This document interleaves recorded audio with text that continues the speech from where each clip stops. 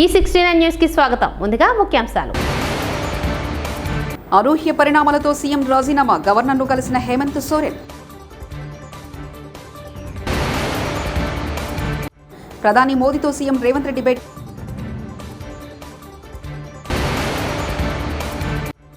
రాజధాని మార్చకుండా ఏమైనా చేయొచ్చా? చంద్రబాబు ఏమన్నారంటే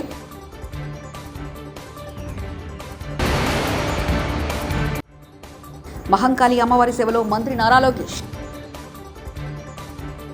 జార్ఖండ్ రాజకీయాల్లో బుధవారం నాడు అనూహ్య పరిణామాలు చోటు చేసుకున్న జార్ఖండ్ ముఖ్యమంత్రి పదవికి చెంపై సోరెన్ రాజీనామా చేశారు. తన రాజీనామా పత్రాన్ని గవర్నర్కు పంపారు. దీంతో మాజీ సీఎం హేమంత్ సోరెన్ తిరిగి ముఖ్యమంత్రిగా పగ్గాలు చేపట్టేందుకు మార్గం సుగమమైంది. చెంపై సోరెన్ రాజీనామా చేసిన కొద్దిసేపటికి హేమంత్ సోరెన్ జేఎంఎం కూటమి ఎమ్మెల్యేలతో కలిసి గవర్నర్ను కలుసుకున్నారు. ప్రస్తుతం ఏర్పాటుకు తమను ఆహ్వానించాల్సిందిగా గవర్నర్ను ఆయన కోరారు.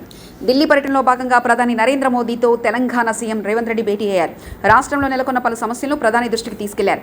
కేంద్రం నుంచి రావాల్సిన నిధులు, విభజన హామీలు, ఇతర అంశాలపై మోదీతో చర్చించారు. అంతకుముందు హోంమంత్రి అమిత్ షాతో సైతం సీఎం భేటీ అయ్యారు. తెలంగాణ మంత్రివర్గ విస్తరణ, టీపీసీసీ ఎన్నికపై రేవంత్ రెడ్డి ఇప్పటికే పార్టీ అధిష్టానంతో చర్చించారు. రెండో రోజు పర్యటనలో భాగంగా మోదీ అమిత్ షాను కలవడం ప్రాధాన్యత సంతరించుకుంది. ముఖ్యమంత్రితో పాటు డిప్యూటీ సీఎం బట్టి విక్రమార్క కూడా మోదీని కలిశారు. ఏపీ రాజధాని అమరావతిపై శ్వేతపత్రం విడుదల సందర్భంగా మీడియా ప్రతినిధులు అడిగిన పలు ప్రశ్నలకు సీఎం చంద్రబాబు సమాధానాలు ఇచ్చారు. భవిష్యత్తులో ఎవరు మార్చాలనే ప్రయత్నం చేయకుండానే అమరావతి రాజధానిగా ఉండేలా చట్టపరమైన ఏమైనా చేయొచ్చా అనే ఒక విలేకరి అడిగిన ప్రశ్నకు దీనికి చంద్రబాబు సమాధానమిచ్చారు. అది ఖచ్చితంగా ఆలోచించాల్సిన అంశమే అని చెప్పారు. ఈ 5 ఏళ్లలో వచ్చుంటే నాలెడ్జ్ ఎకానమీలో కొన్ని లక్షల మందికి బిల్డింగ్లన్నీ కట్టిన తర్వాత 50,000 కోట్ల రూపాయలు ఖర్చు పెడదాం అనుకున్నాం. 50,000 కోట్ల రూపాయలు ఖర్చు పెడితే దాంట్లో రీసైక్లింగ్లో మళ్లీ ప్రభుత్వానికి ఆదాయం ఒక 20-30 వేల కోట్లు వచ్చేసేది. ఇన్కమ్ ట్యాక్స్ వస్తుంది, జీఎస్టీ వస్తుంది, కన్జంప్షన్లో జీఎస్టీ వస్తుంది, ఎక్స్పెండిచర్లో వస్తుంది. ఇది ఎకానమీలో ఒక ఇదినమాట. ఎకానమీ అంటే ఒకటి ఉత్పత్తి చేయాలి, ఒకటి కన్జ్యూమ్ చేయాలి, అంతే. అది ప్రోడక్ట్ కావచ్చు, సర్వీసెస్ కావచ్చు, ఏదైనా కావచ్చు. అలాంటి ఎకనామిక్ యాక్టివిటీ ఉన్నప్పుడు ఆటోమేటిక్గా ఇప్పుడు హైదరాబాద్ వచ్చింది, ఎన్నేళ్లు పట్టింది? 25 ఏళ్లు. ఎక్కడికి వెళ్ళింది? ఊహించిన పరిణామాలు వచ్చాయి.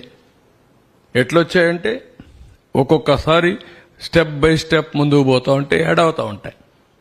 అది యాడ్ అయ్యేది. ఆ విధంగా కొన్ని లక్ష 8,000 ఎకరాలు, ఎకరా 20 కోట్ల రూపాయలు చేసిందనుకోండి ఇప్పటికి 10 ఏళ్లలో. What is income? మాజీ మంత్రి నారా లోకేష్ గుంటూరు జిల్లా దుగ్గిరాల మండలంలో పర్యటించారు. కంఠంరాజు కొండూరులో మహంకాళి అమ్మవారిని దర్శించుకున్నారు. అమ్మవారికి సారె సమర్పించి ప్రత్యేక పూజలు నిర్వహించారు. అనంతరం ఆలయ అర్చకులు ఆయనకు అమ్మవారి తీర్థప్రసాదాలు చిత్రపటాన్ని అందజేశారు. వేద పండితులు ఆశీర్వచనాలు ఇచ్చారు.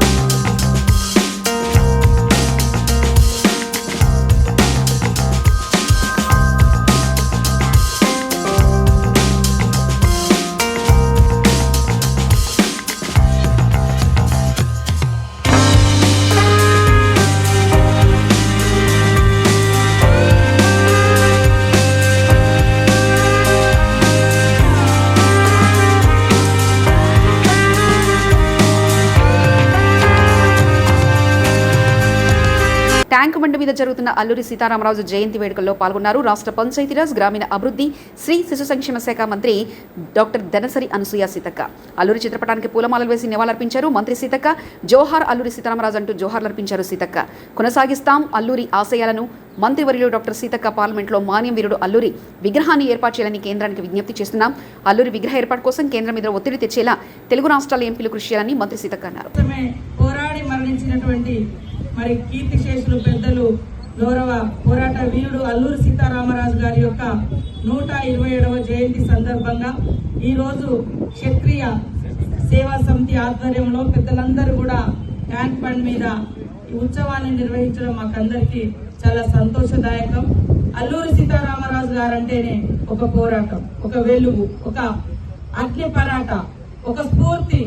మరి ఆ రోజులలో అడవులలో జీవించేటువంటి వాళ్ళ కోసం ఏదో తన కుటుంబమో తన కులమో తన ఇదని కాకుండా ఎక్కడైతే అణచబడుతున్నారో ఆదిమ జాతి బిడ్డల హక్కుల కోసం బ్రిటిష్ వారికి వ్యతిరేకంగా పోరాడి మరి హక్కులను కాపాడుతూ ఈ క్రమంలో కనుమూసినటువంటి మహనీయుడు అమరజీవి అల్లూరి సీతారామరావు గారి యొక్క ఆశయాలను ఎప్పుడు కూడా మేము గుర్తు పెట్టుకుని మరి భవిష్యత్ తరాలకు అందిస్తామని తెలియజేస్తూ ఖచ్చితంగా పార్లమెంట్ లో కూడా ఈ యొక్క తెలుగు ప్రాంతాల నుంచి వచ్చినటువంటి మహనీయుడు మన్యం వీరుడిగా పేరుగాంచినటువంటి అల్లూరి సీతారామరాజు గారి యొక్క విగ్రహాన్ని ప్రతిష్ఠింప చేయాలని కూడా ఈ సందర్భంగా కేంద్ర ప్రభుత్వాన్ని కోరుతా ఉన్నాము.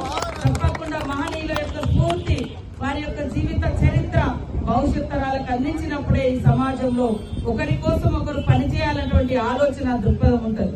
కానీ రాను రాను సమాజం చూస్తుంటే ఎవరికి ఒకప్పుడు నా ఊరు నా కుటుంబం పోయి ఇవాళ నాకు నేనే అనేటువంటి పరిస్థితి వస్తే భవిష్యత్తులో ఒకరికొకరు తోడుగా ఉండలేనటువంటి పరిస్థితి. కాబట్టి అల్లూరి సీతారామరాజు గారి యొక్క జీవితం ఇతరుల కోసం ప్రాణ త్యాగం చేసినటువంటి పరిస్థితి. ఈ దేశ హక్కుల కోసం ప్రాణ త్యాగం చేసిండు. తన కోసం కాదు, తనని నమ్మినటువంటి ప్రజల కోసం త్యాగం చేసినటువంటి మహనీయుడు అల్లూరి సీతారామరాజు గారు. వారికి జోహార్లు అర్పిస్తూ ఈ రోజు మరి పార్లమెంట్ లో ఉన్నటువంటి పెద్దలందరూ కూడా ఈ విషయాన్ని ఆమోదించే విధంగా మేమందరం కూడా ఒత్తిడి తీసుకొస్తాం, విజ్ఞప్తి చేస్తామని తెలియజేస్తూ జోహార్ అల్లూరి సీతారామరాజు. భద్రాచలంలోని శ్రీ చైతన్య విద్యా సంస్థలో అహంకారంగా ముందస్తు సమాచారం ఉన్నప్పటికీ బంద్ పాటించకుండా పాఠశాలలు నిర్వహిస్తూ పాఠశాలలకు వెళ్లిన విద్యార్థి సంఘాల నాయకులు బంద్ పాటించమని సమన్వయంతో చెప్పినా వినకుండా అహంకారపూరితంగా వ్యవహరిస్తూ దురుసుగా ప్రవర్తించి పోలీసు కేసులు పెడతామని విద్యార్థి సంఘాలపై బెదిరింపులకు దిగారు. శ్రీ చైతన్య విద్యా సంస్థల యాజమాన్య వైఖరికి విద్యార్థి సంఘాలు తీవ్రంగా ఖండిస్తున్నారు. తమ వైఖరి మార్చుకోకపోతే చట్ట విరుద్ధంగా మీరు చేసే దోపిడీకి వ్యతిరేకంగా ఉద్యమాలు ఉధృతం చేస్తామని హెచ్చరించారు. మన యొక్క ఉద్దేశం ఏమిటంటే కేంద్ర ప్రభుత్వం నిర్వహించినటువంటి నీట్ ఏదైతే ఉందో అవకతవకలు జరిగాయి. దాంట్లో భాగంగానే ఈరోజు అవకతవకలు జరిగిన సందర్భంలో చాలా మంది విద్యార్థులు ఇబ్బందులు పడతా ఉన్నారు.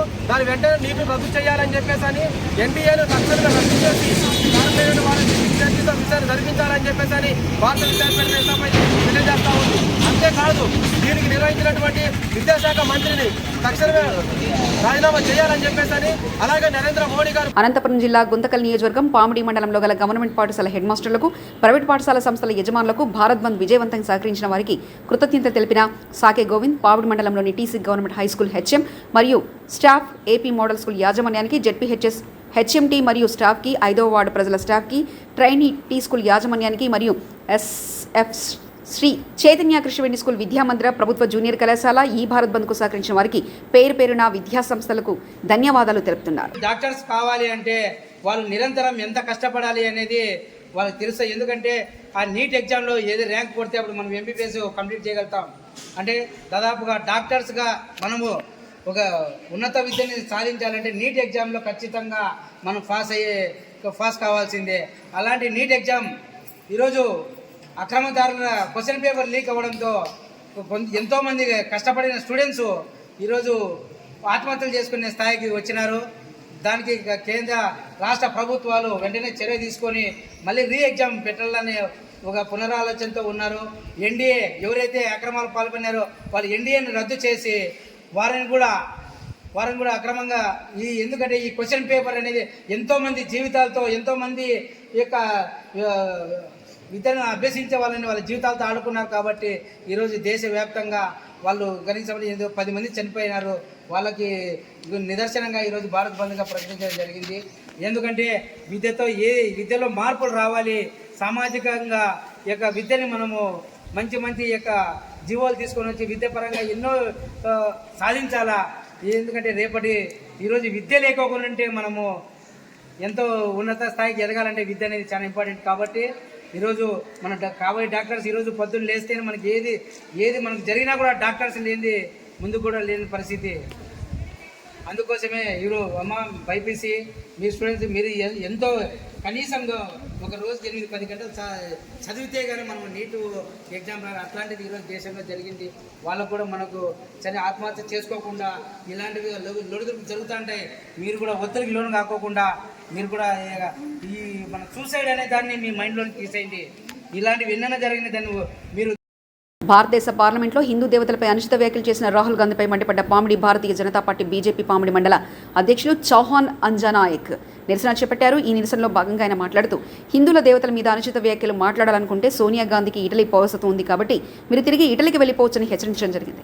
మీరు లౌకిక దేశం భారతదేశంలో ఉన్నారు కాబట్టి 80% మెజార్టీ గల హిందూ దేశంలో ఉన్నారు కాబట్టి హిందూ దేవులను కించపరిచే విధంగా ఎప్పటికీ మాట్లాడకూడదని పార్లమెంట్ సాక్షిగా హిందువులకు క్షమాపణ చెప్పాలని పావని మండల బీజేపీ కమిటీ డిమాండ్ చేశారు. ఈ నిరసన కార్యక్రమంలో బీజేవైఎం జిల్లా ఉపాధ్యక్షులు రాజశేఖర్ గౌడ్, పావని మండల యూత్ అధ్యక్షుడు విష్ణుకాంత్, చాణిక్య మంజునాథరావు, పూజారి లక్ష్మీదేవి తదితరులు పాల్గొన్నారు.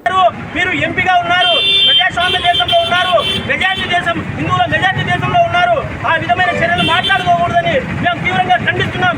ఎందుకంటే ఈ వారసత్వం ఇతర దేశం నుంచి వచ్చిన మీ అమ్మగారి ఇంటి నుంచి పౌరసత్వం పొందారు కాబట్టి అప్పుడు ప్రధానమంత్రి కాకుండా మీకు అడ్డుకున్నారు. అదే మీరు ఇటలీ వారసత్వం గురించి క్రైస్తవుని మాట ఫోటో తీసుకొని పార్లమెంట్లో క్రైస్తవులు చాలా సున్నితంగా ఉంటారు, అలా ఒక శాంతియుతంగా ఉంటారు. హిందూ దేవతలు ఆయుధాలు పెట్టుకొని ఆగ్రహంతో ఉంటారని మా వర్డ్ వాడడం చాలా దుర్మార్గమైన చర్య. ఇలాంటి రిపీట్ కాకూడదని మేము ఈ పామిడి సభ నిరసన వ్యక్తపరుస్తున్నాం.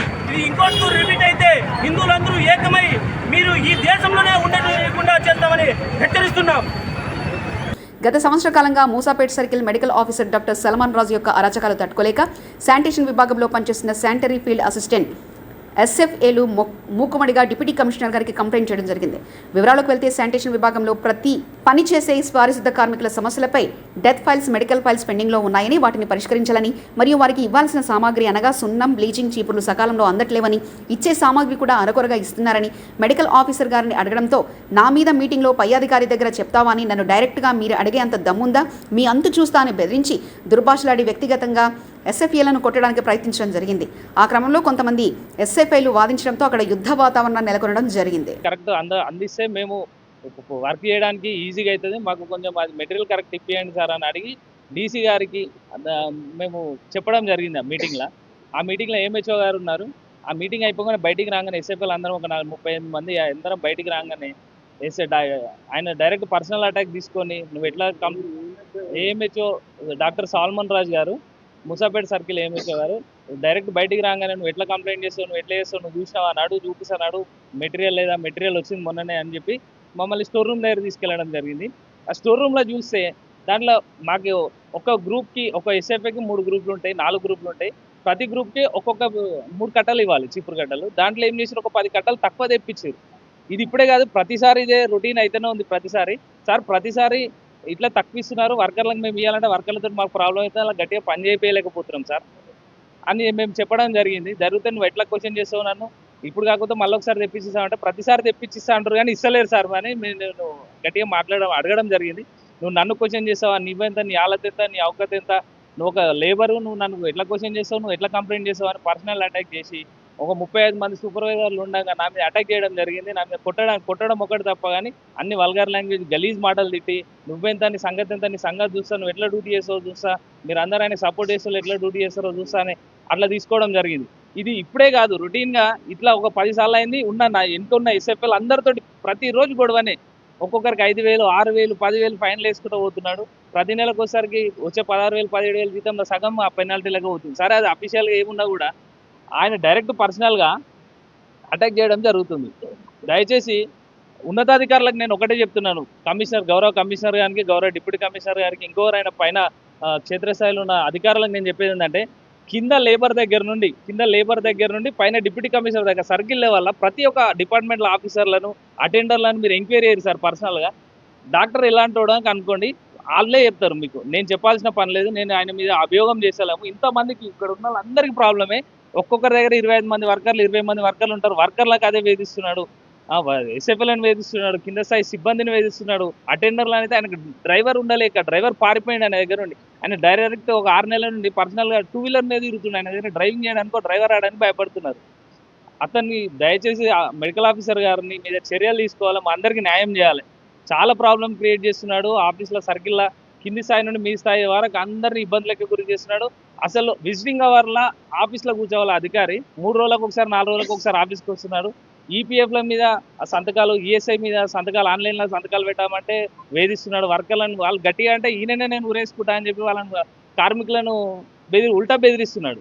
దయచేసి విజిటింగ్ అవర్లు అసలు ఆఫీస్లో ఉండడు. కావాలంటే మీరు కూడా ఎంక్వైరీ చేయండి కింది స్థాయిలో. మీరు వచ్చి పర్సనల్ ఒక్కొక్కరిని డాక్టర్ తెలియకుండా ఒక్కొక్కరిని ఎంక్వైరీ చేస్తే మీకే మొత్తం బట్టబయలు అవుతుంది అతని చరిత్ర.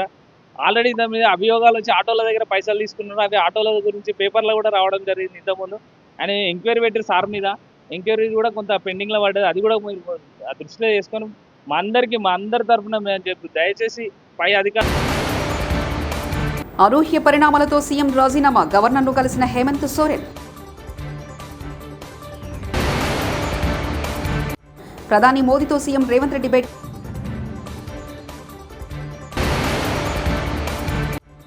రాజధాని మార్చకుండా ఏమైనా చేయొచ్చా? చంద్రబాబు ఏమన్నారంటే